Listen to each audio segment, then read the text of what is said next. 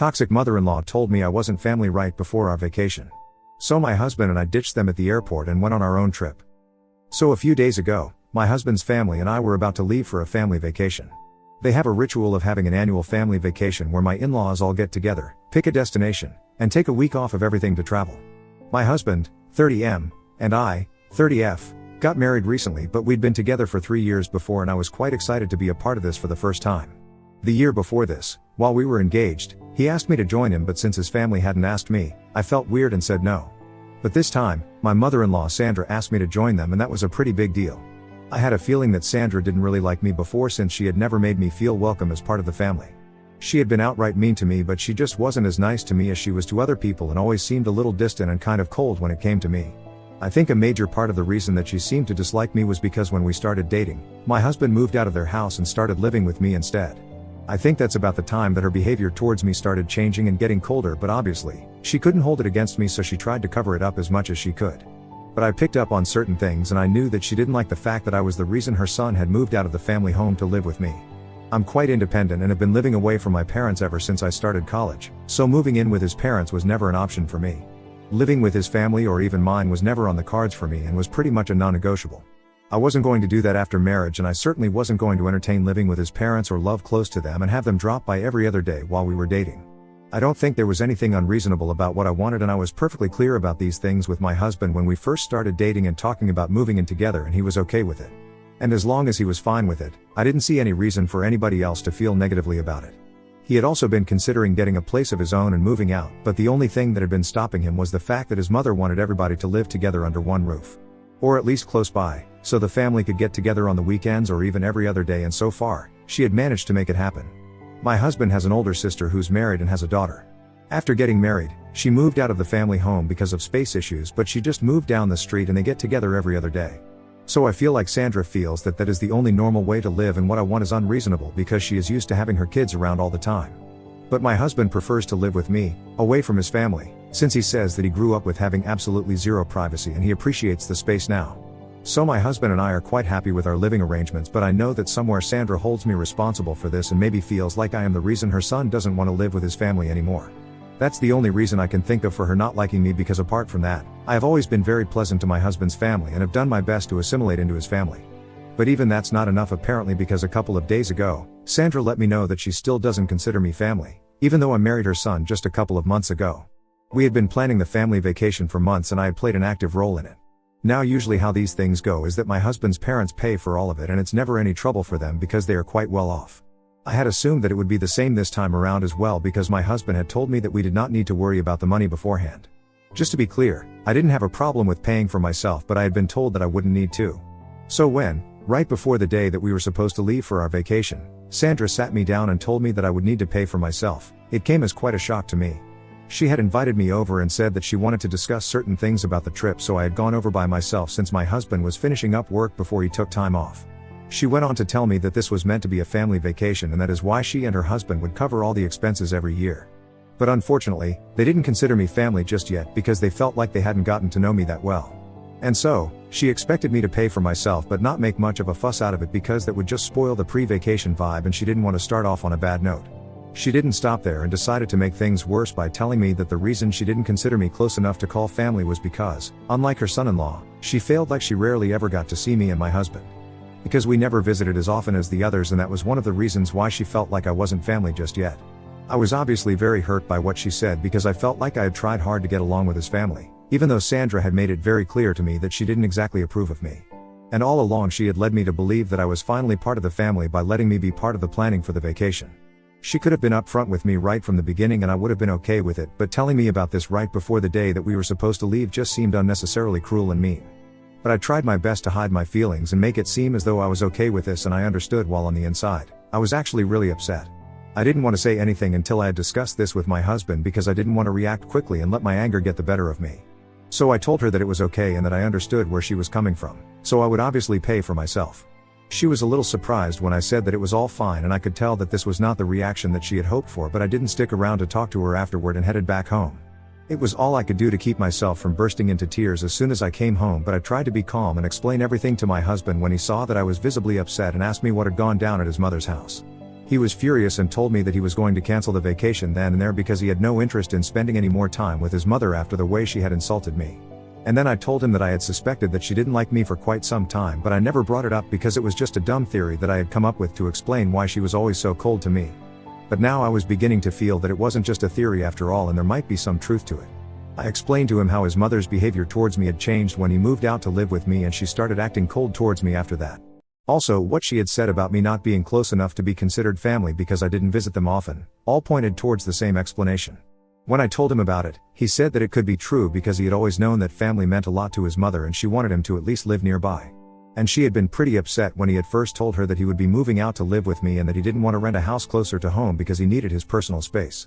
Even though Sandra hadn't shown it at the time, she probably blamed me for it and was still holding it against me, which explained her behavior.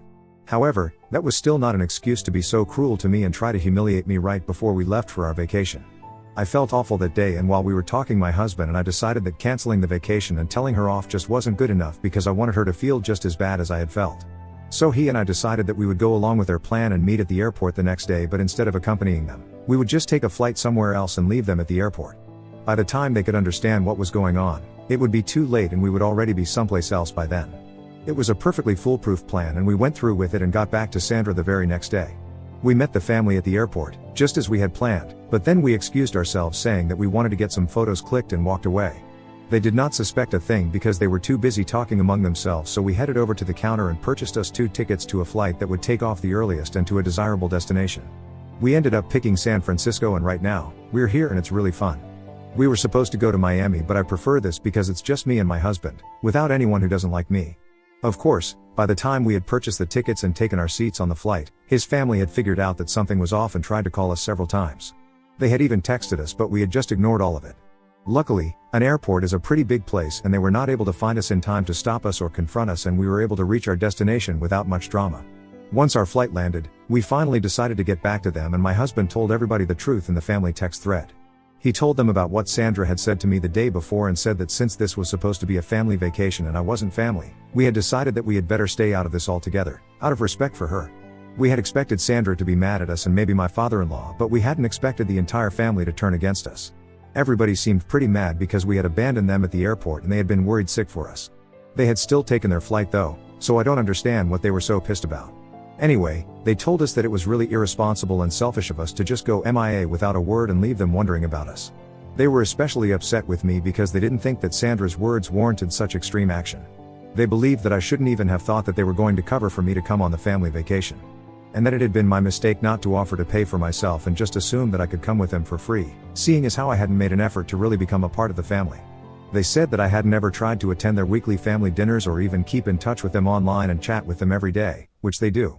Apparently, it felt like I had no time for them, and while they respected that, they couldn't allow me to use them and treat them like banks.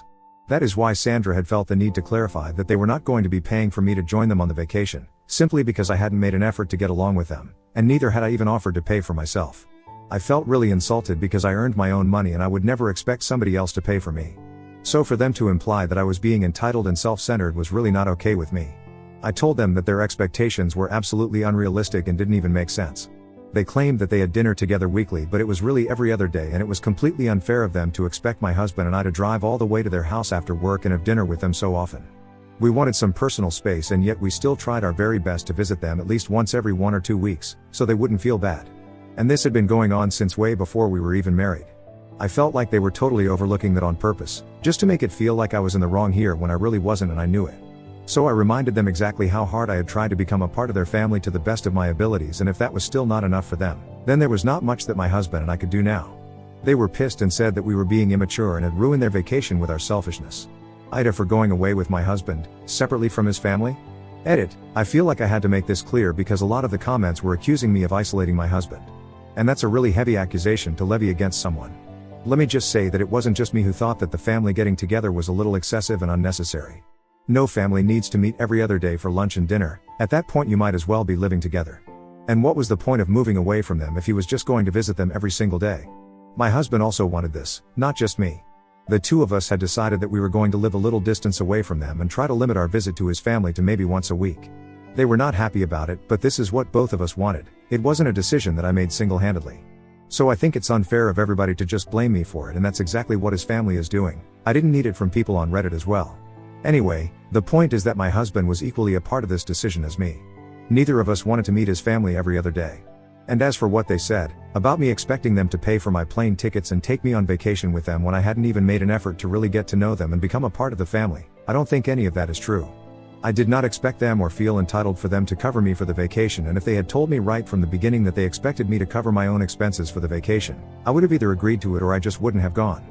But for Sandra to sit me down one day before the vacation and tell me that my expenses weren't going to be covered by them because I wasn't family, that just felt premeditated and a deliberate move to make me feel bad. I would not have had a problem paying for myself, as I already mentioned above. They have unreasonable expectations, but I don't, and yes, I have tried really hard to get along with them. They're saying that I didn't try to become a part of the family just because I didn't go to their house every other day. It's just ridiculous. I did try very hard to get them to like me, and I thought it was just Sandra who didn't approve of me, but as it turns out, none of them like me as much as I thought they did. And that just sucks. Update 1. So my husband and I are still on vacation, but his family is it's being a total pain.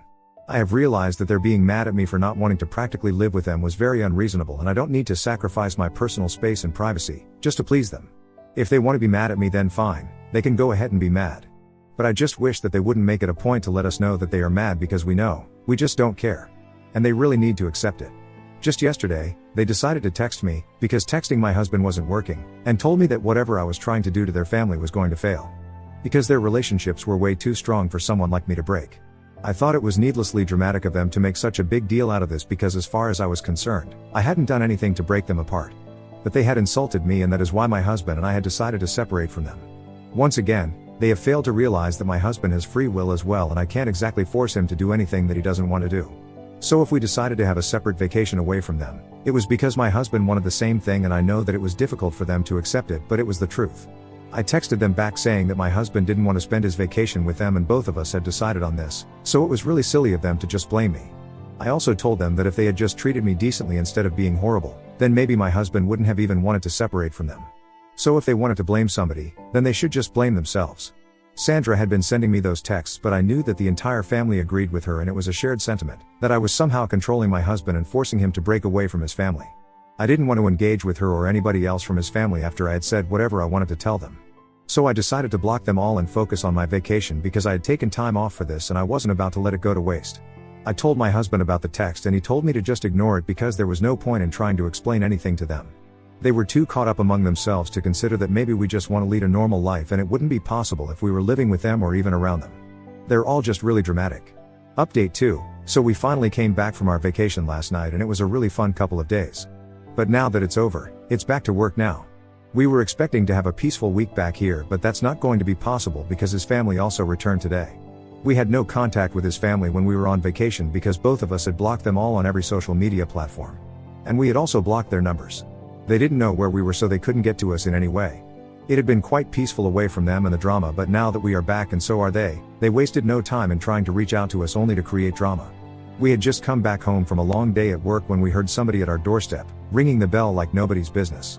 We knew that it had to be somebody from my husband's family even before we opened the door, and sure enough, it was Sandra standing right outside. We didn't want her to come inside and told her that we were really tired from work and were not interested in speaking to her right now, but she pushed past us and entered the living room anyway. I was really annoyed and told her that I wanted her out of my house because the way she had behaved with me before the vacation was absolutely unacceptable, and I had nothing to say to her. And neither did I want to hear from her because I just knew that she was going to find a way to blame me for everything. But instead, she told me to shut up and said that she wasn't here to talk to me anyway. She was here to talk to her son, so I needed to stay quiet. I didn't like the tone that she took with me, so I told her that you couldn't speak to me that way, especially when she was under my roof. That was all I needed to say to piss her off really bad, because then she started yelling at me like crazy and accused me of a bunch of things, like trying to isolate her son and trying to put her down in front of him so he loses respect for her.